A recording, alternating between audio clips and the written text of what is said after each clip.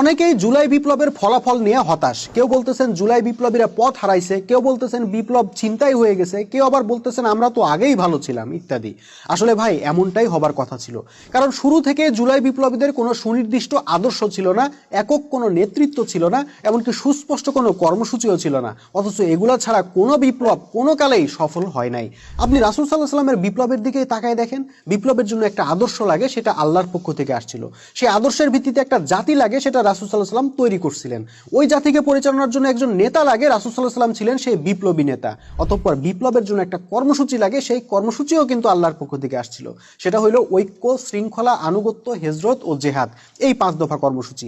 ফলে বিপ্লবের পরে আরবের একজন মানুষও বলতে পারে নাই আমরা তো আগেই ভালো ছিলাম, বরং হাজারো মানুষ আফসোস করছে কেন আমরা বোকার মতো মুহাম্মদ সাল্লাল্লাহু আলাইহি ওয়াসাল্লামের বিরোধিতা করতাম, কেন আমরা শুরুতেই তার পাশে দাঁড়াইলাম না। আজকে আফসোস হয় জুলাই বিপ্লবীদের জন্য। তারা যদি আল্লাহর দেওয়া প্রকৃত ইসলামকে আদর্শ হিসেবে নিতেন, তারা যদি তৌহিদের ভিত্তিতে ঐক্যবদ্ধ হয়ে একজন নেতার নেতৃত্বে 5 দফা কর্মসূচি মোতাবেক সংগ্রামে নামতেন, সেই বিপ্লব সত্যিকার অর্থেই এক নতুন বন্দোবস্তের সূচনা করত। তখন আর তাদেরকে জীবন বাঁচানোর জন্য কোনো দলের কাছে ধর্ণা দিতে হইতো না, তারাই হইতেন পুরা জাতির আশা ভরসার প্রতীক ও আশ্রয়ের জায়গা।